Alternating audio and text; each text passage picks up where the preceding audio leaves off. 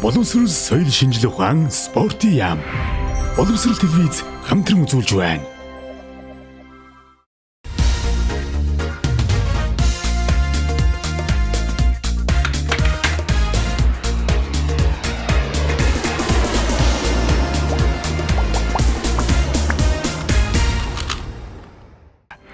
Нэвтрүүлгийн Ерөнхий ивээн тэтгэгч Ард Санхүүгийн Нэгдэл. Нэвтрүүлгийн Хамтран ажиллагч Төрийн банк.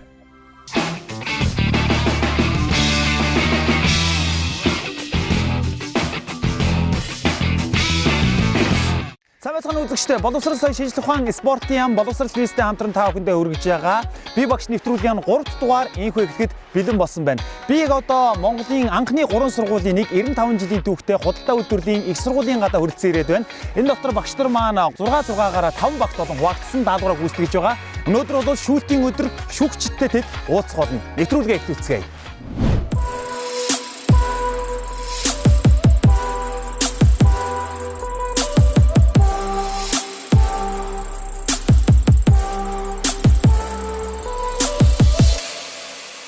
Манай багууд бол маш нууцлагдмал ямар ч биднэрт шуум байхгүй. Өмнө нь болохоор 50 дэлгөөхэн филмээ харж байсан бол хаалган гохоор бүлтгэнэл хүй гэл. Одоо бид нар ерөөсөн өрөөгөөрөө биш багаараа одоо гүйлддэг болсон аливаа зүйл. Биш харилцаж байгаа чинь. Энэ зүгээр яг ийм юм хийгдэж байгаа гэсэн юм чинь гэж байна. Энэ туршлага бид нар ийм туршлага ийм санал болгож байна. Үүнээс гадна нөгөө нэг буцаад нөгөө нэг туршлагуудаас гадна одоо хэрэгжүүлэх боломжтой ийм бид санааг бид нар дэвшүүлж байна гэсэн үг шүү дээ. Би болохоор зүгээр л одоо ингээд бид нар одоо ингээд гүйлгээд бэлтгээ ярина шүү дээ.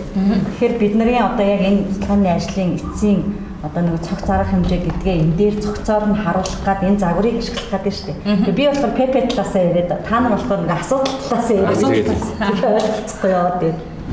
Тэгэд яг энэ судалгаагаараа ер нь бол бид нар хөдөө орон нутгийн 4-р ангийн сурагчид манай Улаанбаатар хотын бас 4-р ангийн сурагчид дээр бас нэг харьцуулсан судалгааг одоо хэдүүлээ хийгээд яг энэ харьцуулсан судалгаагаар бас дүгнэлт маань яаж гарах нь. За одоо энэ судалгаа. За одоо энэ эцэг одоо саяныхаа энэ дээр гаргаж иж олон үлцгийг За таарна шүү дээ. Над бичлэгээ оруулж заа юу. Энэ хооронд би багшаас авсан судалгааг энэ цаасан дээр нэгтгэж заа. Тэгээд хэдүүлээ өснөт рүү оруулж идэг. Бид хэд бол өдөө өмнө бол ерөнхийдөө багаараа одоо төлөвлөлтөө нэлээд сан гаргаад цагаа бас нэлээд сан хуваарлсан байгаа. Манай баг маань ерөнхийдөө 2 гишүүдээр мастер слайд болон ПП-гээ хийж байна. Манай багийнхан 84 дугаар сургууль руу судалгаа хор гарсан.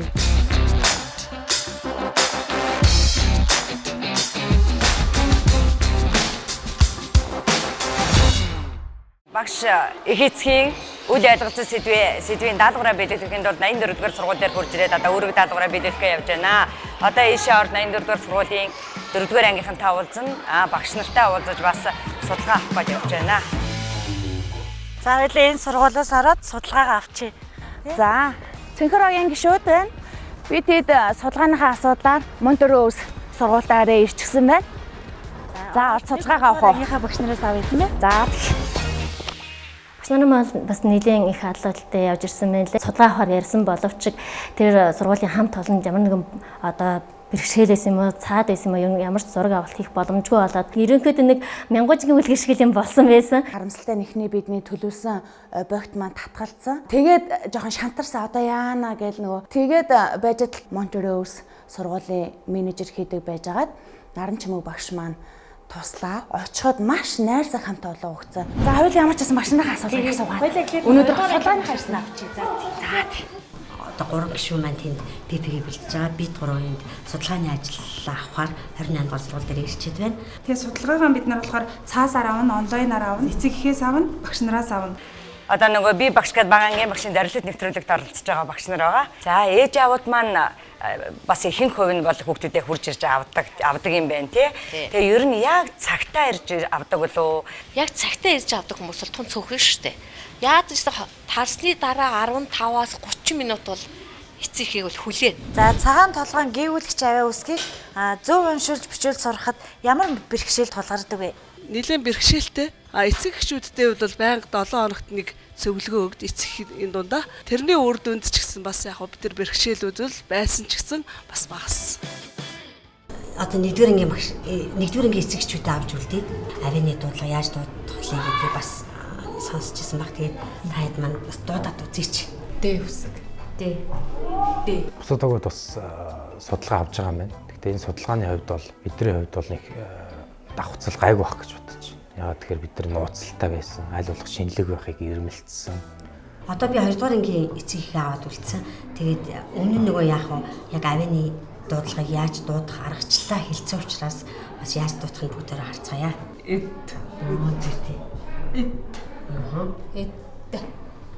Намайг Цэцэн Бэлэг гэдэг би 7 настай. Өсөг тоо зааж өгсөн баярлалаа. Чи багштай хайртай? Хайртай. Очоо өнсчихөө. За. Багш биднэрт бол нөгөө шавнараас авж байгаа дэм маш их гоё эдэг тий. Бусад 3 гишүүн маань 28 дугаар сургууль руу яваад эцэг эхээс бас багш нараас авах юм судалгаа байсан. Тэр судалгаагаа аваад амжуулаад ирсэн байгаа.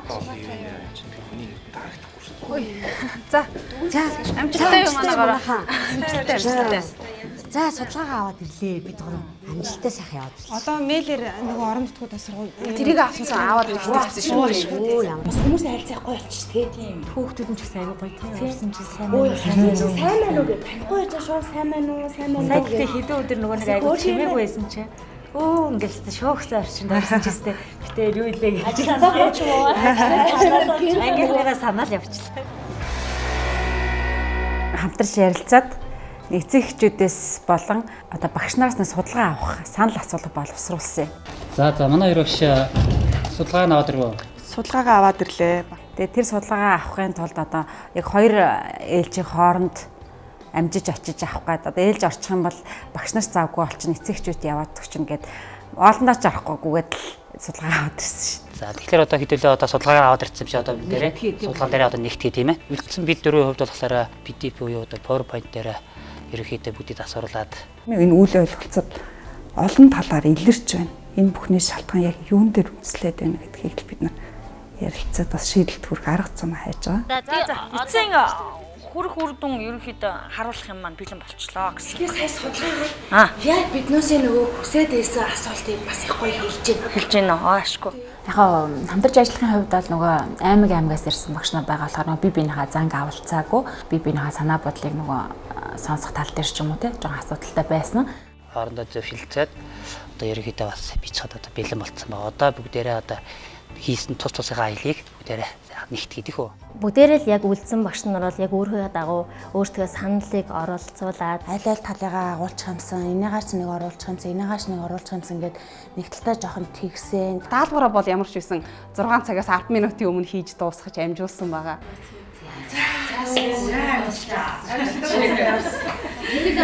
Өөрсдийн нэрээр юугаар багийн нэрээр улаан багийнхаа нэрээр одоо бид нар одоо энэ хийсэн бүх ажлууд одоо нэгтгэх цол юм бол бидний ажил ерөөд бол дуусах шийд тийшээ хандж байна гэж ойлгож болох юм тийм ээ. Ямарчсан цагдаа амжилтлаа. Алхам дээр амьсан эрдэнэ. За манайхан цогоорой. За амжилт баяр хүргэе.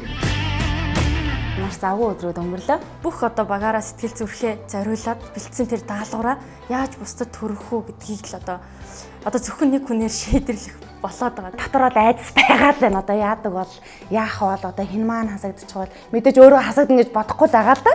Би ч гэсэн багш хүнийхээ хувьд маш их хичээсэн. Үзэгчд маань, эцэгчүүд маань одоо эргээр сайхан хүлээж аван байхаа гэж бодож байна.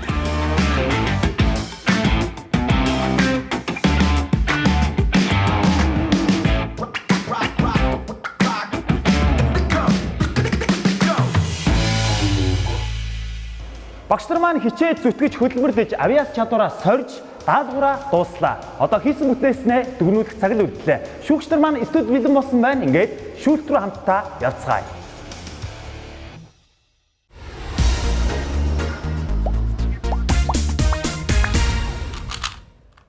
Нэвтрүүлгийн ерөнхий ивээн тэтгэгч Ард Санхүүгийн Нэгдэл. Хүчтэй хамтдаа. Нэвтрүүлгийн хамтран ажиллагч. Илүү хурдан, илүү шуурхай. Гялс банк үйлчилгээ.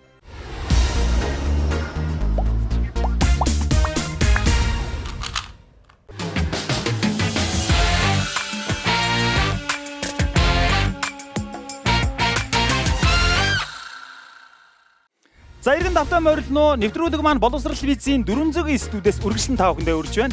Бид өнгөрсөн сая оролцогчдын даалгаврыг хэрхэн биелүүлж байгааг харлаа. Бид маань ямар гаргалгаа, ямар шинжилгээнүүдийг хийсэн бол үзэгч та бүхэн ч гэсэн бас дор бүрнээ анализ хийсэн баг. Ингээд нэвтрүүлгийн маань хамгийн эрхэм үнэтэй шүүгчтэй та бүхэндээ танилцуулъя. Ингээд эхний шүүгч маань удирдлагын ухааны доктор, өөрчлөлтийг чиглүүлэгч төвийн захирал Боловсролын сүрэн чимэг хүрэлцэн ирсэн байна. Дараагийн зочин маань Монголын гүйцэтгэх захирлуудын клубын ерөнхийлөгч Ванчгийн ган зэрэг хүрэлцэн ирсэн байна. Гурав дахь шүүгч маань математикийн ухааны доктор, Монголын математикийн олимпиадын хорооны удирдах зөвлөлийн гишүүн Үегийн Отгон Баярнаар манай өнөөдрийн нэвтрүүлгийн шүүгчээр ажиллах болно. За ингээд бид шүүлтээ эхлэхээс өмнө үзэгчдэд тодорхой болох үүднээс шүүлтийн үйл явц хэрхэн явагдах юм шүүгчдийн зүгээс бас оролцогчдыг ямар зарчмаар үнэлэх вэ гэдгийг та бүхэнд бас танилцуулъя. Олон улсын стандартын дагуу 5P үнэлгээгээр оролцогчдыг дүгнэх ёстой байгаа. За нэг бол проблем буюу асуудлаа тодорхойлсон байдал. Хоёр бол планинг буюу асуудлаа шийдэх төлөвлөлт. Гурав бол процесс буюу зохион байгуулалт. Дөрөв product буюу үр дүн тодорхой байх байдал. Тав бол presentation буюу танилцуулж буй байдал гэсэн 5P үнэлгээгээр тус үнэлгээгээ шүүгчд маань өгөх юм аа. Ингээд нэвтрүүлгийн маань цорын ганц ялагч 100 сая төгрөгийн эзэн болох болно гэдгийг та бүхэнд бас эргэн сануулъя. Ингээд яг одоо шүүгч болон үзэгчдийнхээ өмнө даалгавраа танилцуулах оролцогчтой угтан авцгаая.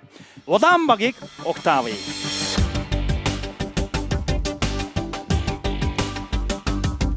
Сайн байцгаана уу шүүгч нараа? Сайн байна уу? Манай улаан баг илтгэлээ тавихад бэлэн болоод байна.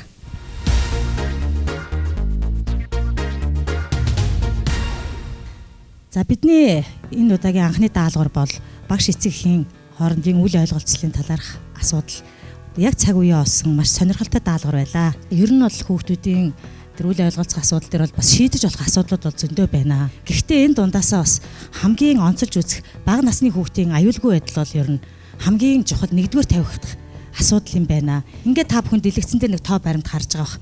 Ер нь бол Монгол улсын хэмжээнд өдөрт 5-8 хүүхэд, уйлралд 150 орчим хүүхэд одоо зам тээврийн осолд ямар нэг хэмжээгээр өртөж идэг юм байна. Тэгээ энэ өртөж байгаа хүүхдүүдийн 84% нь бол ерөөсөө л бага насны бидний ажиллаж идэг бага насны хүүхдүүд байдаг юм байна. 2015 онд тийм ээ одоо замын хөдөлгөөний аюулгүй байдлын хуулинд нэмэлт өөрчлөлт орж ирсэн. Энэ хуулинд бол 10 хүртэлх насны хүүхдүүдийг бол харгалзах хөнгөөр замын хөдөлгөөнд оролцуулж болохгүй гэсэн хууль одоо 15 онд гарч ирсэн тийм ээ. Мөн одоо 18 онд боловсролын сайдын гараас гарт гэсэн хөтөлбөр хэрэгжсэн. За мөн одоо хүүхдийн төлөө үндэсний зөвлөлийн одоо бас тогтоол гарч ирсэн. Энэ дээр бол одоо байгууллага, албан байгууллага бүхэн одоо хүүхэд хамгааллын асуудлыг шийдэж тийм ээ. Байгууллага дээр эцэгхийн зөвлөлийг одоо байгуулж ажиллана гэсэн ийм одоо тогтоолуудад бол гарч ирсэн байгаа. Ингээд судалгаанд маань бол нийт бид 6 багшийн 8131 хүүхэд хамрагдсанаас 2549 буюу 30% нь бол одоо суралцагчид маань өөрсдөө бие дааж гэрлүүгээ ганцаараа явдаг ийм одоо дүгнэлт гарч ирсэн. Ингээд бид нар гараас гарт хөтөлбөрийг одоо хэрэгжүүлэхийн тулд багш бид нар бас ингэж ажилладаг. Нөгөө хүүхдүүдэд хүлээж эцэгхээс нь авдаг, хүлээлгэж өгдөг, ингээ гарын үсэг зурулдаг бид нар. Гэтэл энд ингээ харж байхад бол гарын үсэг зурагдаагүй ганцаараа явцсан хүүхдүүд байсаар л байна. За мөн бид нар Улаанбаатар хот болон хөдөө орон нутгийнхаа сургуулиудын 4-р ангийн сурагч нар судалгаа хийсэн байгаа. Ингээд энэ судалгаанаа бүх судалгааг дүгнэж үзэх юм бол ер нь гараас гарт гэдэг хөтөлбөр маань хэрэгжээд 5 жил болчихжээ. Одоо хууль маань бас ингээд хэрэгжээд явж байгаа боловч багш бидний хооронд эцэгхийн хооронд бол үл ойлголцлууд гарсаар л байгаа юм аа. Тэгээ үүнийг одоо хэрхэн багасгаж болох вэ гэдэг тал дээр бид нар нэлээд хэдэн санаануудыг одоо төвшүүлж гаргасан байгаамаа. За нэгдүгээрт бол энэ тухайн албан байгууллага хүүхдийг гараас гарт хүргэж өгөх авах болцоог одоо хангаж өгөх ёстой. Таны албан байгууллагт одоо хэдэн ажилчид байна. Ажилчид дотор чинь бага ангийн хүүхэд хэд байна. Тэр эцэг ихэд одоо хүүхдийг хүргэж өгөх авах бололцоог хангаж өгөх ёстой. За мөн энэ эрхэмлэг 5 өдөр гэдэг нь ямар учиртай юм бэ гэхээр за энэ дэр бол хамгийн нэгдүгээр даваа гарагт бол зам тээврийн ослоос урьдчилан сэргийлцгээе гэдэг. Энэ өдөр багш юу хийх вэ гэхээр хичээлийн өмнө буюу хойно хүүхдүүдийг тарахаас өмнө болцоотой үедээ 5 минутын яриа таниулга хөөрхөн жижигхэн видео бичлэг ингээ хийж явах хэвээр. За мегмар гарагт бол гихчээтэй ингээд 5 өдөр бол одоо ингээд 5 өөр мэдээллийг одоо ингээд дамжуулж явах юм аа. За дараагийн нэг дэвшүүлж байгаа санаа бол нууц зүг ба зураг гэж байгаа. За нууц зүг саяхан сошиалаар явж байсан тийм ээ. 2-р ангийн охин өөр хүн ирж өөрийг нь авах гэтэл та тэгвэл миний гэрийн нэрийг хэлээ Гэтэл нөгөө хүн хэлж чадаагүй. Тэр бол танихгүй хүн авах гэж бас ийм энэ бол аюу мундаг ээж аав нар байна гэж би бас хэлмээр байна. Бас нууц үгээс гадна тийм ээ нууц зураг байж болно. Жишээлбэл би энэ дээр одоо зүгээр жишээ олгоод нэг дүрс харуулъя л да. Энэ дүрсийг хүүхд өдөр болгон авч байгаа тийм ээ. Энэ хүүхдийг авах хэвээр хэн нэгэн үнэхээр би өнөөдөр хүүхдээ авч чадахгүй нэг найзгаа гуйж болно шүү дээ. Миний найз чад манай хүүхдийг авчихаач. Тэгвэл тэр найздаа энэ дүрс өгөөд явуулчих хэрэгтэй. Хүүхдтэй хэлээд чамааг очиж авах нөгөө дүрсний чинь нөгөө талыг авчиж хүүхдийнхээ хайртай үлгэрийн баатар юу ямар ч дүрс байж болно тийм ээ. Тэгээд тэр дүрс эвлэг чамд тэр чинийг авах хэрэгтэй хүмүүс байгаас танихгүй хүн бол биш. За багш нартай баярлалаа. Маш богино хугацаанд хийсэн одоо 8131 хүний судалгаа бол энэ даалгаврын хугацаанд хийсэн судалгаа гэж ойлголоо зөв үү? Энэ судалгааны хувьд бол бид нар сургуулийнхаа нийгмийн ажилтнаас тусалцсан авсан. Эрхэмлэх 5 өдөр гэдэг их сайхан ажил хийдэм байна. Бид нар 35 7 хоног хичээлдэг тий. Ингээд 35 7 хоногийнхаа 5 өдөр болгоныг ямар нэгэн мэдээлэх юм байна. За ингээд бодохоор багш 175 мэдээлэл бэлтгэх нь байна. Хүүхдийн сонсох бөгөөд ойлгох төвшин тохирсон. Та нар хийж байгаа 7 хоногт зааж байгаа 20 гаруй цагийн хичээлтэй. Тэрний хажуугаар дахиад 175 мэдээлэл бэлтгэх цаг хугацааны боломж ямар гэдэг. Энийг хийх бололцоотой боломж нь ямар юм бэ? Энийг бол бид нар янз бүрийн хөрхөн видео бичлэг гэдэр үзүүлдэг. Одоо жишээлх юм бол нөгөө божоохын нөгөө цагдаагийн нөгөө хичээлийг тэгээд одоо янз бүрийн хөрхөн тийм үлгэрийн маягаар багангийн насны онцлогтод тохируулж хөрхөн видео бичлэгүүд голцоо үзүүлждэг. За баярлаа. За дүгнэхүү Улаанбаага. Та хоёр юу гэж бодож байна? Яг сая яг асуудлаа яаж харах вэ гэдэг дээр жоох асуудалтай л гэж харж байна л да. Эцэг их хүүхэд багшийн харилцаа гэдэг сэдв байсан боловч гаргаж байгаа асуудал тэрний шийдэл нь болохоор араа тэрнээсээ зөрсөн юм болчлоо нэгдүгээрт. Хоёрдугаарт тэр шийдэл дотроо хүртэл асуудлыг яавал үүсэхгүй байх уу гэдэг талаас нь тий яавал анхнаасаа жишээлх юм тийм одоо хамгийн ихэнд ярьсан кейс нь үүсэхгүй байх юм бэ гэдэг талаас яриад тэр нь үүссэн хойно яаж шийдэх юм бэ гэдгийг бол гаргаж ирсэнгүй л тий хамгийн ихэнд энэ тохиолдолд бид нар яах вэ гэдэг асуултаар эхэлсэн мөртлөө тэрэндээ хариу өгөлгүй дуусчлаа гэж харж байна. За шүүгч нартай маш их баярлалаа. Улаанбаагийнханд амжилт хүсье. Нэвтрүүлгийн хамтран ажиллагч илүү хурдан илүү шуурхай Гялс банк үйлчилгээ. Ингээд дараагийн банк Шар багийг угтаалцгаая.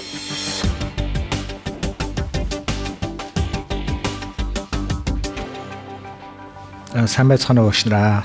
Сайн байцгаана уу? Бид Шар багийн гишүүд байна.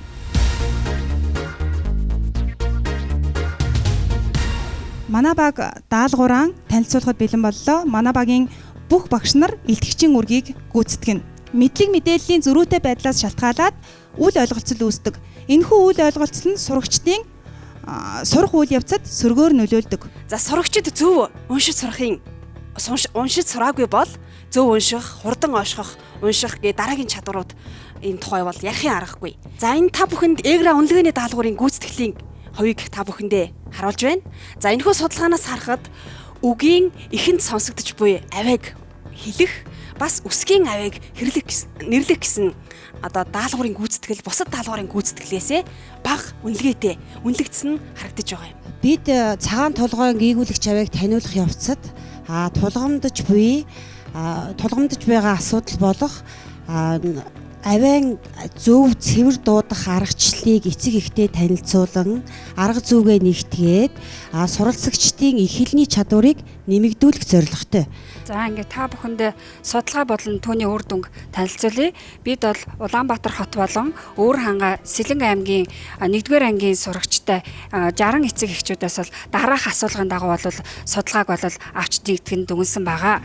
Ингээд та хүүхдийнхээ гэрийн даалгаврыг хэлэхэд аль хичээл нь илүү хүндрэлтэй байдаг вэ гэсэн асуултанд бол манай судалгаанд оролцсон нийт эцэг эхчүүдийн 48% нь бол монгол хэлний хичээлийг хэлэхэд илүү хүндрэлтэй байдаг гэж хариулсан бол гэрийн даалгавраа хийх явцдаа бол тулгамддаг асуудал нь бол бичүүлэхэд гэж 41% нь хариулсан бол уншуулахад гэж 53% нь бол хариулсан байгаамаа. За тэгэхээр энэ дээр бид нар манай багийнхан яасан бэ гэхээр ерөөсөө л авиа үсийг таниулахаасаа өмнө л нөгөө эцэг эхчүүдтэй арга зүйн зөвлөгөөгөө өгчээ. Нэгдүгürt. Хоёрдугаар болохоор ийм үсгэн карт өгчээ. За тэгээ энэ үсгэн карт нь болохоор ямар учиртай юм бэ гэхээр үсгэн картаа өгөөд өнөөдөр ямар авиа үзье. Тэр авиа үзснийхаа дараа үсгэн картаа өгөө явуулчих. Үсгэн картаа аваад очихоор энэ авч явахд маш хялбар төв.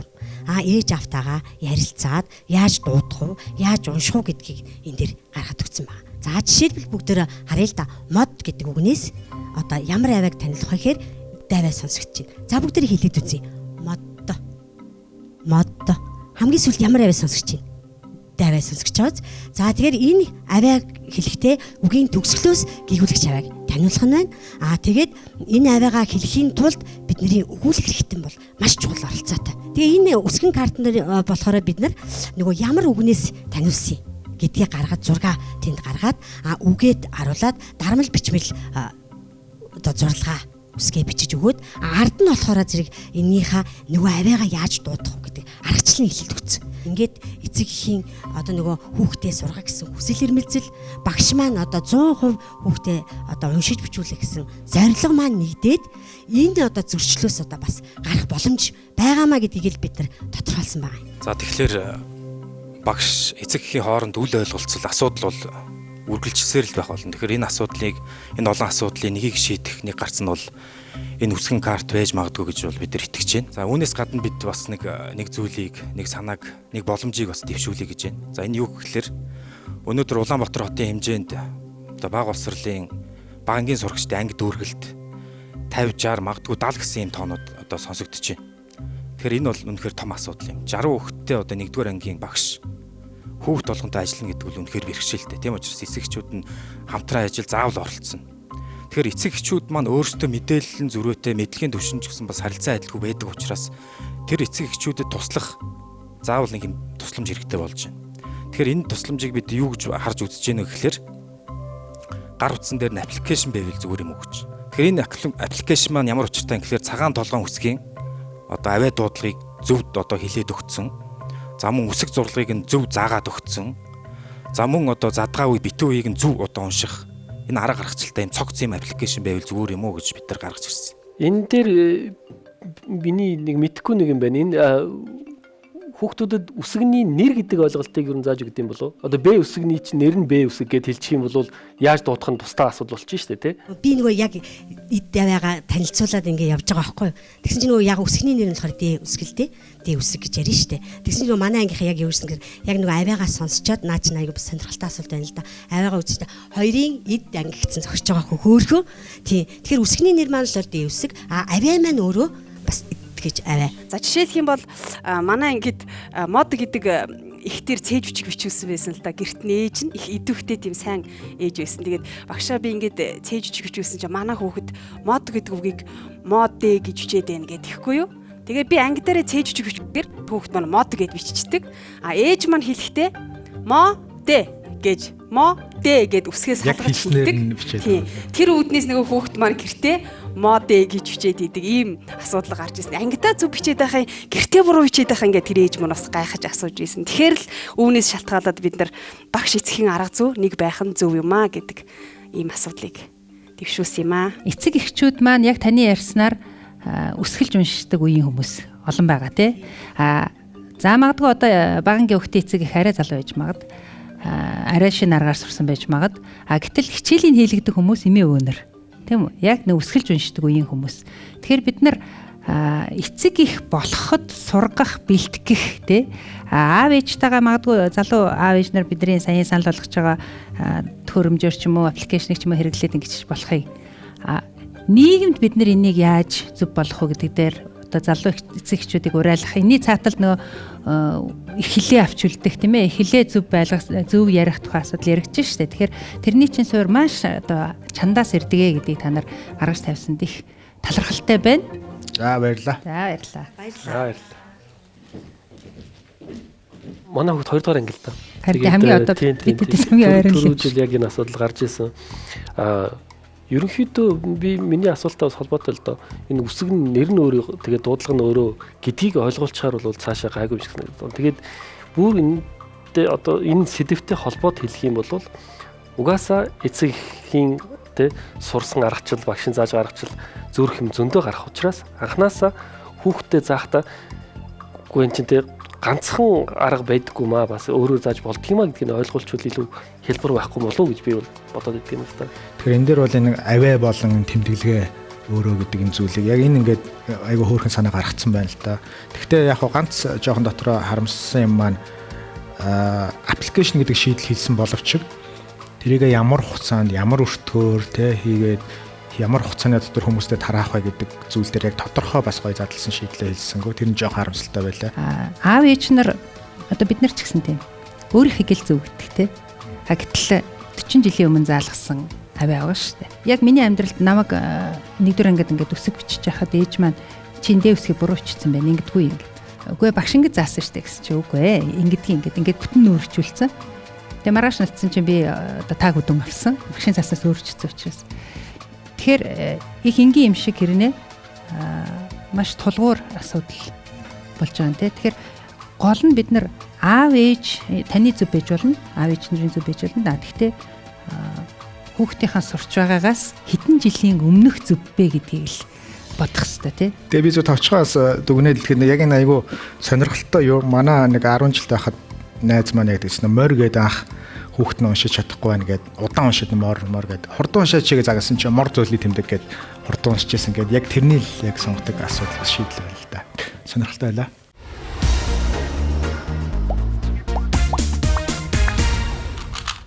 Нэвтрүүлгийн хамтран ажиллагч илүү хурдан илүү шуурхай Гялс банк үйлчилгээ. Нэвтрүүлгийн ерөнхий ивээн тэтгэгч Ард Санхүүгийн Нэгдэл. Хүчтэй хамтдаа.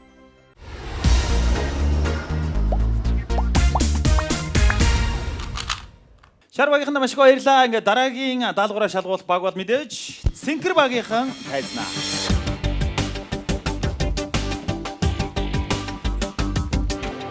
Сайн байцгаана уу багш нараа?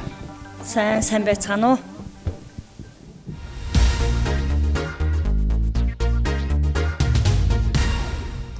Ингээд бид их хэлээ эхлэнийхээ дархлааг сайжруулж авч явахын тулд хүүхдийг эхнээс нь зөв уншуулж бичүүл сурах зүйтэй гэж бид авч үзсэн.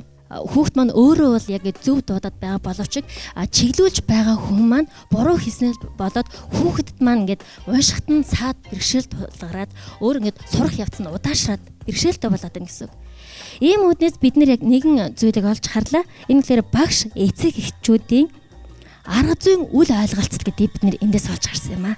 За багангийн багш нар бид 1-р ангийн сурагчдыг уншуулж өчүүл сургахдаа үсгийн нэрийг тогтоолохоос гадна авианы дуудлагыг зөв одоо хэлүүлж сурахад маш их чухалчилдаг. За тэгээд энэ хичээлийг одоо бид бэлтгэснээрээ цахим хэрэглэгдэхүүнээр дамжуулан сурагчдад мөн тэдний эцэг эхэд багш нарын зүгээс яаж тусалж болох вэ гэсэн энэ одоо гарцыг цогцоор шийдэхийг хичээсэн. За энэ цахим хэрэглэгдэхүүнийг дагалдуулаад мөн гарын авлага болох дасгалын дэвтрийг бэлтгэсэн байгаа. За энэ гарын авлага болоход жижиг дасгалын дэвтэр маань хүүхд эцэг эхтэйгээ гэртээ очоод хэрэглэгдэхүүн бас болж чадж байгаа юм. Цахимаар бэлтгэсэн хичээлийг үзээд за тэгээд эцэг эхтэйгээ хамтарч суугаад энэ дасгалын дэвтэр дээр байгаа дасгалуудыг хамтарч гүйцэтгснээрээ хичээл дээр багшийн заасан арга зүйгээр дамжуулаад түүнийгээ яг тэр арга зүйгээр нь давтах, баттгах ийм боломжийг олгож байгаа гэж үзэж байгаа. За баярлалаа. За баярлалаа. Өмнө орж ирсэн багууд бас энтэй төстэй санаанууд ярьж байна л да. Та нарын юугаараа илүү онцлог вэ? За манай хамгийн гол зорилго зүйл юу вэ гэхлээр бүх гээгүүлэгчээрээ бусад багш нарынхаа тусламжтайгаар энэ видеог хийсэн тохиолдолд очоод эцэг эх маань хүссэн газараасаа видеогоор авиа үсгээ таньчих боломжтой гэсэн. Тэгэхээр ангид багш маань нэг өөр хэлээд байхгүйгээр эцэг эхчүүд маань энэ видео юм байгаа юм чинь багш нь ингэж хэлж байгаа юм би ингэж хэлэх ёстой юм байна гэсэн давуу тал нь юу байх вэ гэхээр видео авиаг зөв дуудаж байгаа видео бол явчихж байгаа. За баярлалаа багш нараа. За баярлалаа. Яг нэг сэдв давтагдаад ороод ир чинь тий. Тэгэхээр яг ялангуяа 1-р ангийн багш нар эцэгчүүдэд бас нэг том асуудал байгаа юм шиг байна. Багуудын ярьж байгаа санаа аргачлал бол нэлээд энэ асуудал их түгээмэл байгаа гэдгийг харуулж байна тий. Эцэг эхчүүдийн хувьд хүүхдүүдтэйгээ ажиллах цаг гаргахгүй байгаа юм уу? Магадгүй аргаа олохгүй байгаа талаасаа бол тэд нар бас ярьж байна тий. Тэр ийм ялгаатай шийдэл гарч байгаа нь бас манай нэвтрүүлгийн зорилготой нийцж гэж бодож байна л да тий. Бид нар бусад эцэг эхчүүдэд бусад багш нарт тий бас санаа өгөх гэдэг тий зорилгоо биелүүлж чадж байгаа юм болов уу гэж харж байна л да. Би л хувьдаа нэг л зүйл ойлголоо. Хүүхдэрээ даалгавраа ингэж хийдэ багш ингэж заасан гэхээр тийм байдаг. Надад тийг заа наа чин буруу энэ хотлоо байна гэж юус хэлж болохгүй юм байна тий. Энэ аргачлалч улам хөгжөөл, улам хэлбэр болоод улам ингэж дэвшилт болоод яваад байгаа юм байна. Тэн дээр аав явдаас анхаарай да.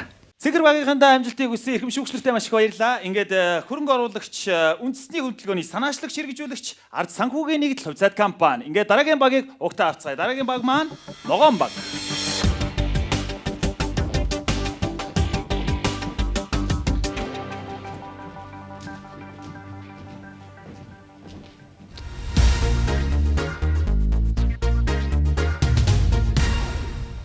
Нэг санаа нэгдмэл зориг урайндор нар мандах ахлагчтай багийн гишүүд даалгаврыг хамтарч гүйцэтгэлээ.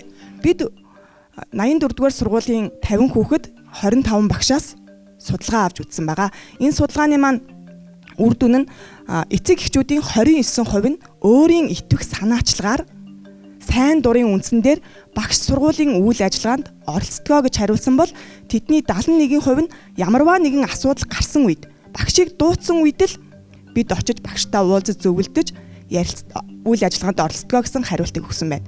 Үүнээсээ тэгвэл энэ шалтгаануудыг үйл ойлголцоотой байгаа шалтгаануудыг бууруулах арга зам бий юу гэсэн санал асуулга авахад судалгаанд хамрагдсан нийт эцэг багш нарын дийлэн хувь нь буюу эцэг эхчүүдийн 45% нь багш нарын 44% нь байгаа.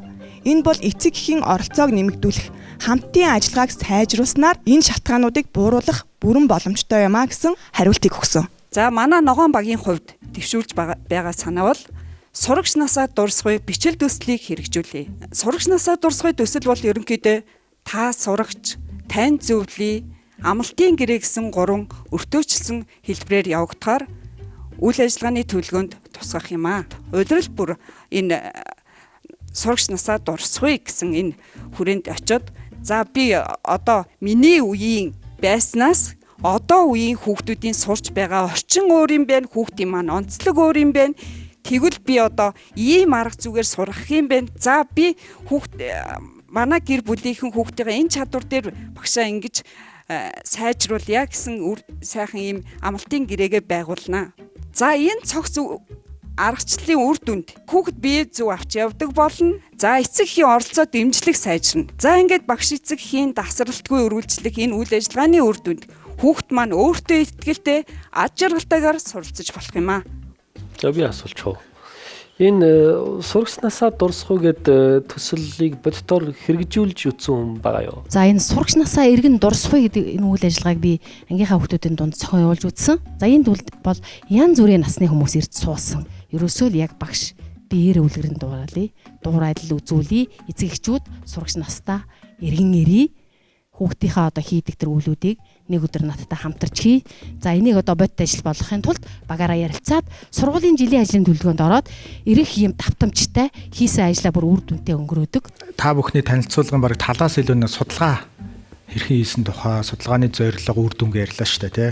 Тэгээд дүгнэлт нь болохоор хүүхдэд тавих анхаарлаа сайжруулах, төвшүүлж байгаа санаа нь болохоор багш эцгийн хамтын ажиллагаа сайжруулах гээд энгийн юм шиг мөртлөө бүгдийн мэддэг юм шиг мөртлөө юм хариулт гарсан. Тэгээд энэ асуудлууд угаасаа мэдээж юм биш байсан уу? Яагаад заавал ингэж цаг хугацаа нөөцөө зарцуулж энийг ингэж хийж энэ дүгнэлтийг ингэж их ярваа. Анги дэвших тусам эцэг эхчүүд нөгөө багштай ирж хамтарч ажиллах нь арай илүү нөгөө цөөрөл өгдөг. Яагаад гэвэл манай хүүхэд өөрөө яваад ирчихдэг. Тэгээд өөрөө харьцдаг, даалгавраа өөрөө хийждэг. Манай хүүхэд ямар нэгэн асуудал байхгүй гэж бодоод яваад идэг юм шиг байгаа. Тэгэхээр бид нар яах вэ гэхээр ерөөсөө эцгийг манай хүүхэд том болцсон, бие дагаа сурцсан, юмаа хийгээ сурцсан гэж бодохгүйгээр ямар ч үед багштайгаа хамтарч ажиллаж чадах юм бол багш нарын дунд багш эцгийн дунд одоо ямар нэгэн үл ойлголцол гарахгүй юм байж болох юм байна гэдэг үүднээс бид нар энэ сэдвээ сонгож авсан байгаа. За баярлалаа. Баярлалаа. Баярлалаа өгшнөрөө. Би таны тэр сая хэлсэн коммент бас санал нэг байна. Ингээд итерхий өргөн агуулга. Ингээд аюу өргөн агуулга. Яг буруу гэж хэлэхэд хэцүү л ахлаа. Гэхдээ яг нэг шийдэл талдаг бодиттой шийдэл гэж ингээд харах гэхэлэр би бас яг 100% харж чадсангүй л дээ. Бас яг итерхий ерөнхий явчлаа л да. Энэ дүгнэлтэн ч гэсэн тэ ахтар судалгаа хийхгүйгээр өөрсдийнхөө туршлагаас хангалттай хийж болохоор тийм байгаа байхгүй. Тэгээд уг нь даалгавар дотор нь нэг тодорхой асуудлыг ингээд яаж шийдэх тухай оруулаа гэсэн байсан шүү дээ. Тэгэхээр тэрийг бол арай чадсангүй дээ л гэж харж байна л да. Шүүгчнэртэй маш их баярлалаа. Ингээд хамгийн сүүлийн 5 дахь хувааг маань даалгавраа шалгуулахад бэлэн болсон байна. Ингээд та бүхнийхөө өмнө улбар шарвагийг уртаа авцгаая. Сайн байцгаана уу наашлаа. Сайн байцгаана уу. Сайн байцгаана уу.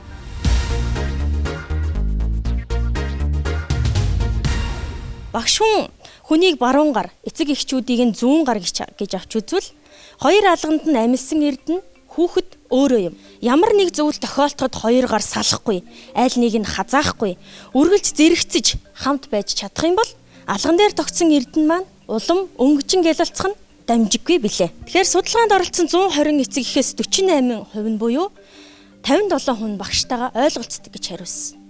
Харин үлдсэн 63 хүний 30% нь хүүхдтэй цаг гаргаж амждаггүйгээс 40% нь эцэг эхийн хуралд оролцож амждаггүйгээс 25 хүн тухайн багш маань хүүхдэд маань анхаарал тавьдаггүйгээс болж үл ойлголцол гардаа гэж хэлсэн байна. Эндээс үзэх юм бол эцэг эхчүүд зөвхөн хүүхдийнхаа сурч хөгжиж төлөвшөх орчныг сургуулаар хязгаарладаг, сургууль багшид найдаж орхидог тийм хандлага харагдаж байна. Та бүхнийг эргцүүлэн бодож байх хооронд бас нэг тохиолдлыг ярьж өгнө үү хэмээн буян дэлгэр багшигаа урьж байна. Манай аймаг болохоор одоо алтны нууцтай орлого багтаа хүмүүс нь тэр алтны компаниудыг түшиглээд одоо амь зуулга залгуулдаг ийм онцлогт. Тэгээ нөгөө хүмүүс болохоор сургууль соёлд хүүхдээ одоо авчрахтаа айлын гашаанд юм уу нэг хамаатан саднайтай ингээд хүүхдээ үлдээчдэг. Одоо нэг ийм бэрхшээл байдаг. Хамгийн анхны жишээ гэхээр өсөг үзэжсэн нэгдүгээр ангийн хүүхэд нь гэнтх алга болцсон. Энэр нь яасан бэл гэд өдөр хичээл тараад нөгөө айлд натсан чинь айл нь чойчтой. Асуусан чинь хажуутлага айлын эмээгийн үлдээчээ тавьсан байсан. Тэгээ маргааш нэрэнгүүд нь багш нь им өсөг зааж өгсөн. Тэгээ нөгөө хүүхдэрээс тогтоохгүй. Тэр сэтгэл санаа болохоор тэр цаад аав ээжээ сансан одоо тийм л юм байсан баг. Манай аймагт сургалтын чанарыг сайжруулах дэд хөтөлбөргөө сүүлийн 10 жил хэрэгжиж байгаа. Одоо бидний энэ зүйл хамтын ажиллагаатай холбоотой зүйл маань юу гэхээр засаг даргын санаачлагаар захирамж гаргаад жилдээ нэг удаа хүүхдийнхаа хичээлд очиж суухад нь тухайн албан байгууллага нь цалинтай чөлөө олгоно гэд засаг даргийнхаа захирамжаар баталсан. Энэний үр дүн нь юу байна вэ гэхээр багшийн ачааллыг ойлгож байгаа. Хүүхэд маань хичээлд яаж оролцоод байна вэ? Тэр өдөржингөө ямар төвшөнд яваад байна уу? Багш маань ямар харилцаа байгаад байна уу? Энэ зүйлийг ажиглаад ингээд хүүхэдтэй цаг гарах боломж гаргадаг. Энийг нь бас шийдэж өгсөн нэг боломжит хувилбар юм болов уу гэж ингэж үзэж байгаа юм. Яг үйлдэлийн хувьд буулгаад ирэхээр та нар жишээ нь хөдөлмөр эрхлэлтийн газрын хийж байгаа ажил руу ч орох гээд байгаа юм шиг, хүүхэд гэр бүл залуучуудын газрын ажил руу ч орох гээд байгаа юм шиг, эсвэл тэр байгууллагууд дээр хийдэг ажлуудыг ч яриад байгаа юм шиг ийм нэг тийм тодорхой биш болчуудаа гэж би бол ингэж харлаа. Уурлаад бухимдаад аюултай ирж байгаа хүнийг нин төрөнд хамгийн доочтонд авах арга хэмжээ нь юу ах вэ? Багш өөрөө л одоо тэрнийг маш тайван хүлээж авах тийм ээ. Тэгэхээр эцэгчүүд ингээ бухимдаад уурлаад ирж байгаа эцэгчүүд нэг юм бамбай байгаад идэг байхгүй. Тэр нь юу байна вэ гэхээр чамаг ерөөсөө ёс зүй одоо чи ёс зүйн дүрм зөрчлөө ёс зүйн оронд өгөөдөх юм. Эсвэл чамаг одоо эрхлэгч чи очоо хилээдэх, захиралт чи очоод хилээдэх ч гэдэг юм уу. Эсвэл одоо чи хууль дүрмээ биелүүлсэнгүүгээд ингээд нэг бамбай барьж ирээд идэг. За баярлалаа. Багш нартай.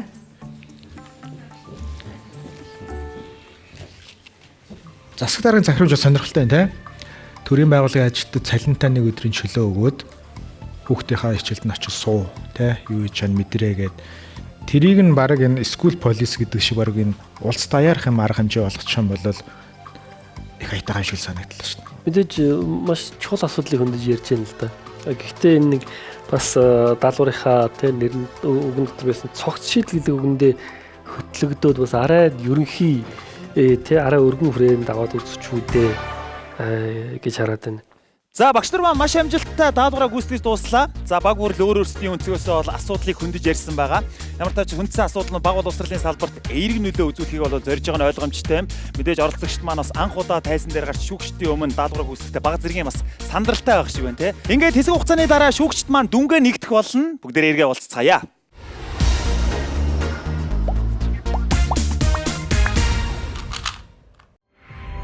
Нэвтрүүлгийн хамтран ажиллагч худалдаа үйлдвэрлэлийн их сургууль.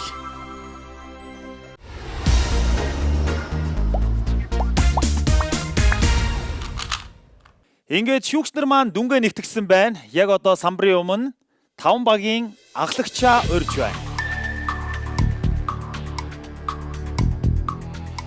Харин одоо үзэгчтэй та бүхэндээ шүүлтийн дүг танилцуулъя. Миний дуудах хамгийн ихний баг хасагдах аюулаас аврагдах юм.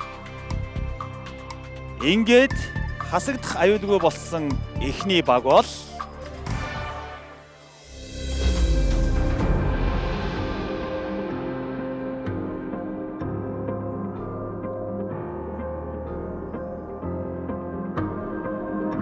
ингээд хасагдах аюулгүй болсон ихний баг бол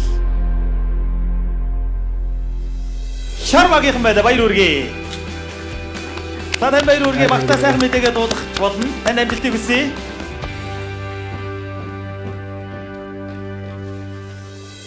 Харин одоо дараагийн миний дуудах баг мөн адил нэвтрүүлгийг орхилгүй цааш үргэлжлүүлэх хэрэгтэй юм. Тэр баг бол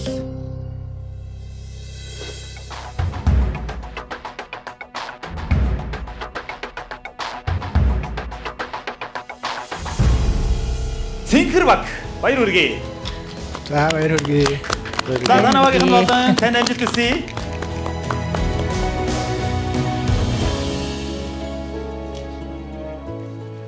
Яг одоогоор студид маань улаан, ногоон, улбар шар гэсэн багийн ахлагч нар зогсож байна. Харин одоо нэвтрүүлгээ үргэлжлүүлэх дараагийн баг бол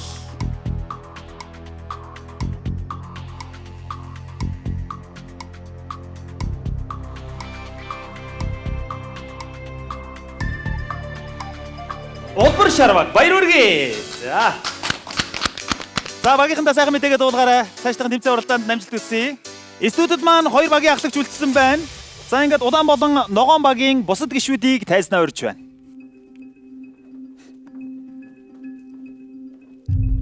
Яг одоо миний дуудсан баг маань бие багш нэвтрүүлгийн аяллаа өндөрлүүлэх болно.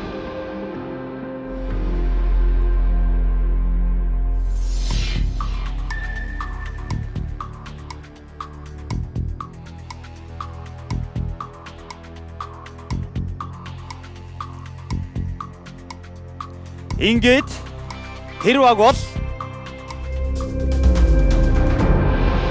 улаан баг. Улаан багийнхан маань энэхүү нэвтрүүлгийг өндөрлөж байна. Ногоон багийнхан баяр хүргэе. Тэрийгээр та бүхний аялал энэ хүрээ дуусж байгаа ч гэсэн Монгол орны өнцөг булан бүрээс ирсэн 50 гаруй мянган багшийн шилдэг багшийн төлөөлөл шүү. Та бүхнийхээс цаашдын ажил хөдөлмөрт нь нэвтрүүлгийн зүгээс амжилтыг хүсье. Ад жаргалыг хүсье өрөөж байна. Ингээд та бүхнийг мэдээж шавнартаа нь бахарх сэтгэлээр угтаах болно. Баярлалаа та бүхэндээ. За ингээд шүүгчдийн сэтгэлдлийг хамтдаа сонсцгоё. Та бүхэн маань Монгол орны өнцөг булан бүрээс шилэгдэж ирсэн Монгол улсын шилдэг багш нараа тэгээд цаг заваа гаргаад энэ хүртэл явсан та бүхэнд юуны өн би хувьас талархал илэрхийлмээр байна. Тэгээд энэ уралдаан тэмцээний маань яг өнөөдрийн даалгаврын хувьд гол зорилго нь багш эцэгхийн хоорондын хамтын ажиллагааг сайжруулах. Ингэж сайжруулж чадсанаар тэдний хооронд үүсэх үйл ойлголцтой шийдвэрлэх цогц арга замыг танилцуулах гэдэг даалгавар байсан. Миний хувьд хүлээлт яг боловсролын байгууллага багш хүний зүгээс илүү одоо асуудлыг тодорхойлоод санаачлаг гаргуул миний хүлээлтэнд нийцүүлээ. Би хувийнхаа юу хэлж штэ манай хоёр сүүгч бас тусдаа хэлэх бах. Тэгээд би бас асуултан дээрээ бас 2-3 асуусан. Яг энэ хүүхдийн аюулгүй байдал хамгийн чухал асуудал мөн боловч яг боловсролын институт багш хүний бас яг өдөр тутмын хамаг ач холбогдлоо өгөх асуудал мөн үү гэдэг дээр миний жоох асуултын тэмдэгтэй байсан. За Улаанбаатарт манай улсын өмнө хязгаараас баруун хязгаар төвийн хамгийн олон сургуультай, хамгийн олон багштай гэх мэтчлэн хамгийн онцлог аймагуудын төлөөллүүд энэ аймагуудын одоо хамгийн шилдэг багш нар ажиллалаа. Та бүхний багийн дотор чинь уралдаанд оролцохоор бусад багш нартайгаа туршлагаа, санаагаа бүтээлч одоо үйлдэлүүдээ хуваалцахаар нялх хүүхдээ хүртэл дагуулад ирсэн хүн савлын багшийг би маш их одоо бахархаж танаар энэ бол манай багш нар альва зүйлийн төлөө яаж өөрийгөө зориулдаг, сэтгэлээ зориулдгийн маш том тод жишээ байлаа гэдгийг юуны төрөнд хэлье. За шүүгчийн зүгээс энэ бол уралдаан. Танаа багийн хувьд, шүүгчийн хувьд бид нар ярих гэж байгаа асуудлынхаа гол руу нь ерөөсөө орсонгүй. Маш их тойрлоо, маш гадуурн их ярьлаа, тухай их ярьлаа. Гэтэл өнөөдөр амьдрал биднээс яг голын мөн чанарыг нь ярихыг, хийхийг шаардж байгаа, ондохыг шаардж байгаа. Тийм учраас энэ тал дээр бол би их одоо оноонд нөлөөлсөн гол үзүүлэлт энэ байлаа гэж ингэж харж байна. Та бүхний шийдэл хэдийгээр даалгавраасаа зөрсөн ч гэсэн тэндээс сургамж аваад бусад багш нар, бусад эцэгчүүд суралцах зүйл бас олон байсан гэж бодож байна. Тэгэхээр та бүхэнд баярлалаа. Амжилт хүсье. За баярлалаа. Өнөөдөр бид нэвтрүүлгийн эхний шүүлтээ дуусгалаа. Харамсалтайгаар улаан баг хасагдаж шилдэг 30 багшаас 24 багш үлдлээ. 24 багшаас хэн нь 100 сая төгрөгийн эзэн болох бол би багш нэвтрүүлэгтээ хамт байгаараа дараагийн дугаар хүртэл баяртай үзэгчтэй. Манайх болохоор яг нэг илтгэгч бүх юмаа яриад ингээд шүүгчдийн асуултанд хариулаад ингээд явлаа л да. Бусад багийг харж байхад бол хоёроор хамтрах одоо бүгдээрээ ярих жишээний ч юм уу нэг өгүүлбэр тоочны шийдэлсэн одоо тэр хариулт бол ингээд ингэсэн явж гин. Тэр арга хэлбэр энэ төр дээр манайх учир дутагдaltaй байсан байж магадгүй. Яг л адилхан хасагдахаар зогсож байгаа юм чинь хэн ч хасагдах магадaltaй шүү дээ. Тийм учраас тэн дээр манай баг үлдээд эдний баг яачаас эдний баг одоо хасагдчихлаа. Яана манай баг үлдчихлээ гэж амар тэмцэтгэл ерөөсө доглоогүй. Багш нарт энэ гараас гарт гэдэг энэ асуудал багш нарт ямар их хэмжээний проблем болдгоо, ямар их үд ойлголцол, ямар их асуудал авчирдггүй гэдгийг үүнийг багш хүн ойлгоно. Эсвэл бүр нэг баг насны одоо 1-ээс тийм ээ 5 дугаар ангид хүүхдэн сурдаг ээж аавд мэднэ. За би бол бүр 1800 км-ээс нэг нэл хөөхтэй дагуулал баярцсан байгаа. Би ч гэсэн нэг талаасаа ядарсан. Энэ бол нөгөө миний багш мэрэгчлээ одоо ямар хайртай гэдгийг харуулж байгаа баталгаа л гэж бодож байна.